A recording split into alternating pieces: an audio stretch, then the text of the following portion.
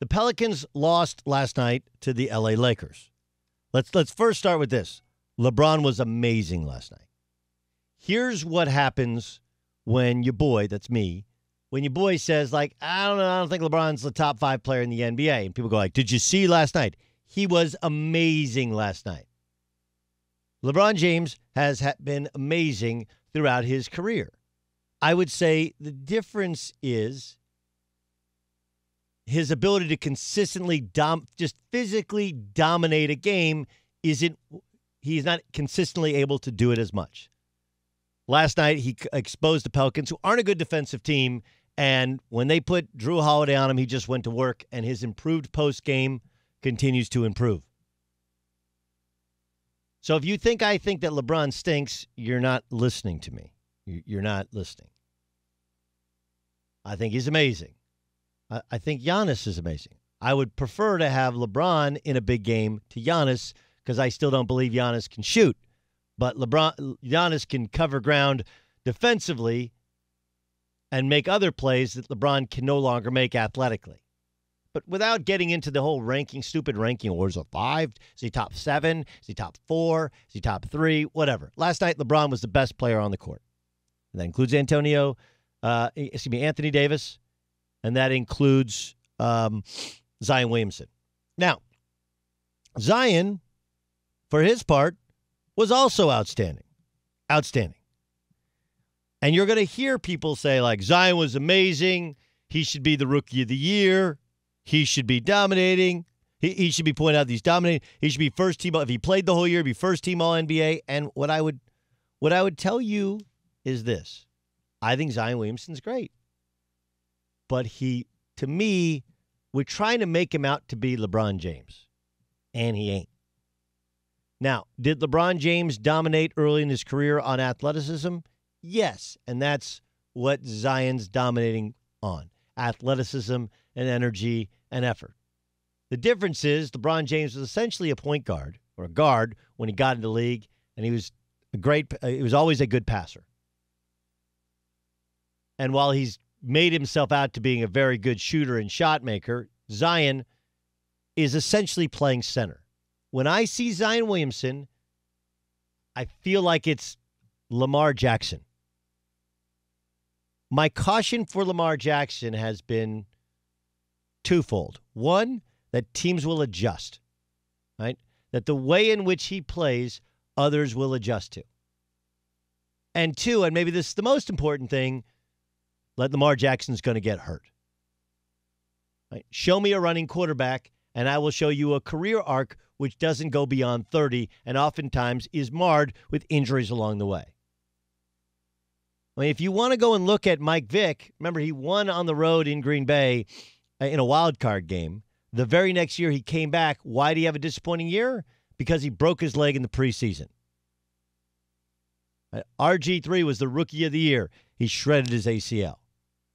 It was actually a second time he shredded his ACL. Even Deshaun Watson shredded his ACL in college, did it again in the pros.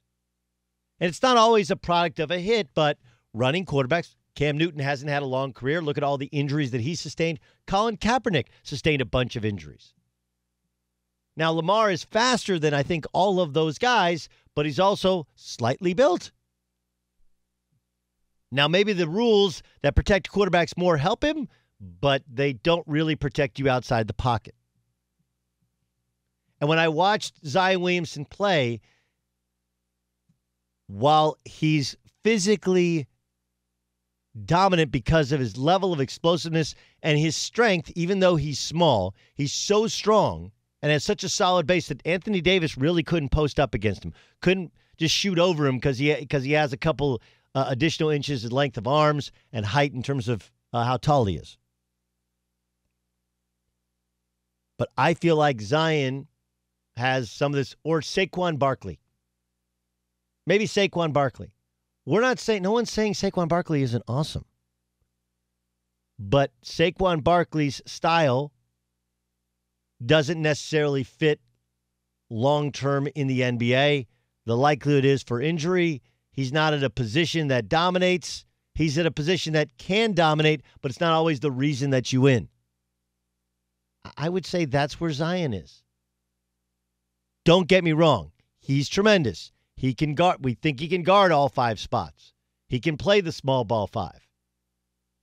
But teams will adjust. There is a possibility of injury. He's been injured, 3 times within the last calendar year. And he's only 19 years old, and he's still playing at 285. No one said that he couldn't play at 285. No one said that he couldn't play in the NBA. No one said that he couldn't dominate as a small ball 5 or a starting power forward. These words were never uttered, so don't ever put them in my mouth or anybody else's mouth. Our concern has always been, in addition to he's got to improve his shooting, is can his body stand up? And his game is not one that right now, if he lost some athleticism, he'd be valuable in any way. Right? Like if he loses the athleticism anytime over the next 3 or 4 years, I don't think he's an effective player in any way. I think he can evolve into being an overall super effective player, even without the explosiveness he has, but it takes a long time to develop. Right? And there's that continuum of athleticism and skill. And when they meet in the middle, in 4 years, when he refines and becomes a shooter, if he doesn't get hurt, if he drops 25 pounds, now all of a sudden you could have one of the 3 or 4 best players in the NBA. As it is now, he's an athletic freak who dominates on energy and athleticism and on playing a position differently than most people play it, which is a lot like Lamar. And the fear, like Lamar, is that people adjust, that he could get hurt, and there's some similarities there to Saquon Barkley as well. This was Colin Cowherd discussing the Warriors potentially trading Andrew Wiggins and draft picks for Giannis. The key to this league, because this would change the league if he goes to Golden State. It will change the league. You thought Durant and the Warriors were good. Durant gone. Giannis, Steph, Draymond, and Clay. No thank you. That you might as well just set your clock to those guys in the finals. If Chris Middleton for Milwaukee does what he did last year in the playoffs and shrinks, Giannis is gone. Winners want to hang out with winners. Stars want to hang out with stars. Last year, Chris Middleton, in that series against Toronto, had 1 game over 14 points. He's not sticking around in Milwaukee with Chris Middleton. Look, I tend to agree that if Chris Middleton is your second best player, you're probably not a championship team. Tend to agree there. But I also am willing to concede that Chris Middleton can very well improve in a big spot, that Giannis has to improve, that the Bucks have improved. Maybe the team they're going against isn't as good. Right now, if they went against the Sixers, they wouldn't have Ben Simmons, and the Sixers lineup is vastly different from last year's Sixers lineup. But I just tell you this, you could add Giannis to several teams and they'd be unbelievable. The idea that he would be traded to the Warriors or force a trade to the Warriors, one, it would cause massive unrest with a lot of small market teams. Just would. Milwaukee's done everything right. Now, they're not actually owned by Milwaukee folks, but part of that deal when they bought it from Herb Cole was they could not move the team. They're New York City guys. They're Madison Square Garden guys. They built a new arena, a beautiful new practice facility, built the entire team around Giannis. And they'll have the best record in the NBA by a good amount when the season concludes, and he'll be probably a back-to-back MVP.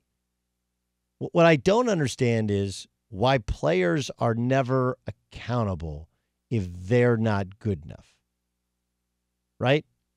Like somehow Milwaukee's not good enough if they don't win, not Giannis, but isn't Giannis responsible for them being good enough?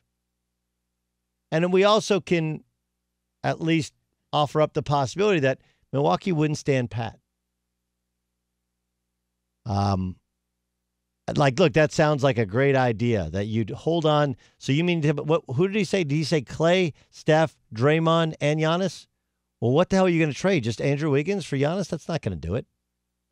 Milwaukee's not going to sit there and go like, oh, here, we'll give you the 2-time MVP.